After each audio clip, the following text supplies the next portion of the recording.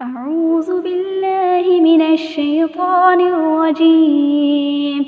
بسم الله الرحمن الرحيم. قل أعوذ برب الناس ملك الناس إله